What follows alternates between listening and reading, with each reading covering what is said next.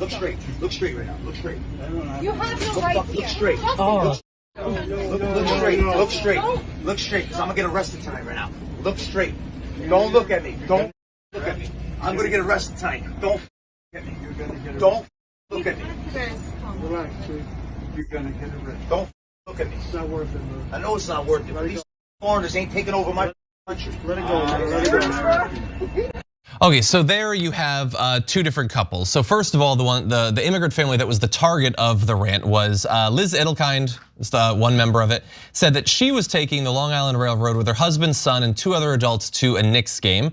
While looking for a group of seats on the train, Justin Lickerman and Kristen DeGasario began to verbally attack them due to Edelkind's darker complexion and accent. The couple criticized the group for being immigrants and said they didn't belong in the US. So they were recorded doing so, going on that rant. And it turns out that not long after, apparently the two have been fired from their former jobs at Empire Toyota in Huntington. And I actually found that pretty shocking, both for how fast the turnaround was on that and the fact that people took it seriously, that they were being provocative and threatening. We'll have more details on the response from the family, but to see consequences dealt out so quickly, I certainly don't expect that based on most of the political news that we follow. Yeah, so look, there's a couple elements to this story too. First of all, look at what people are thinking. So if you're a minority, you already know what you got to deal with. If you're an immigrant, you've experienced that plenty of times. You know exactly how often that happens. But if you're white, you might not know. That's the stuff we have to put up with all the time. And so they always like, oh, it's my country. Is it? Is it? Okay, oh, we have to protect it from foreigners like you. I got news for you. I guarantee you, your parents, when they first came here, were attacked as foreigners taking over the country. And they did. And now it's their country. And we're gonna do the same thing. You know why? Because America is not about a nationality or race or religion. It's about an idea. Now, if you don't like that idea that we're all equal and that we could all be Americans and we could all be citizens together with the same exact rights, well, then move. I'm serious. Move to a country that shares your point of view. The top example I could think of, but there are many, is Saudi Arabia. They think if you're not a Saudi, you're inferior. And so they treat foreigners like dirt. And they say, you must abide by our religion, not your religion. And we are the superior race. That guy would be perfect at Saudi Arabia. I'll buy you the ticket. Get out, because you don't believe in the idea of America. So just let's call them what they are. Because the right wing has been babied in this country for so long. Oh, they're poor, sensitive, racist feelings. Well, I don't share that same feeling at all. I'm tired of getting bullied. I'm tired of those poor people getting bullied. He threw a beer at them because they looked darker than he did. I'm so glad he was fired. You want that guy dealing with people with different complexions than him? He hates them. God knows what he's gonna do to them. If he's willing to throw his beer on him, you think that, at the dealerships or any other jobs, they got like popcorn and drinks sometimes, etc. Maybe he spits in it because he's a monster. He's a piece of crap. So I'm thrilled that he was fired. Yeah, there's also just something deeply ironic about saying, get out of my country or off my land, as many people who are racist will say. Like many white people, you're not indigenous. You have no right to this land or to this country.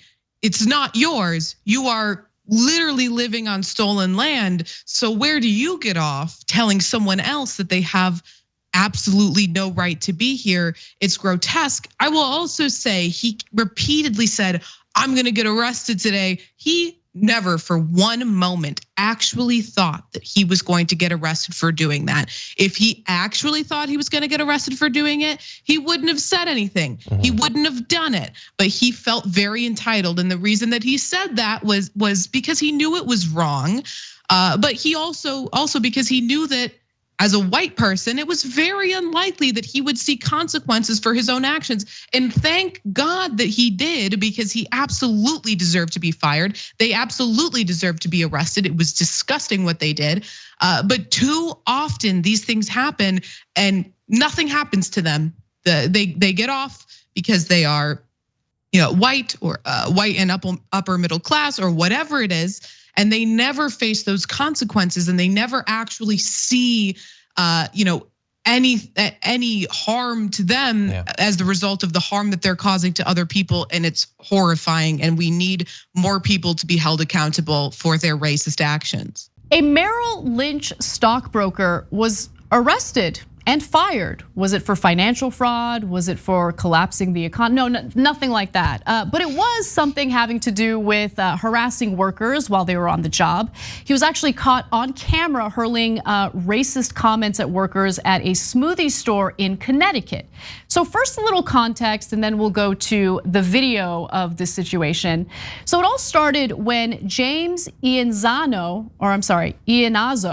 he's the 48-year-old broker here. He ordered a smoothie from a Robex smoothie shop outlet for his son, who has a peanut allergy.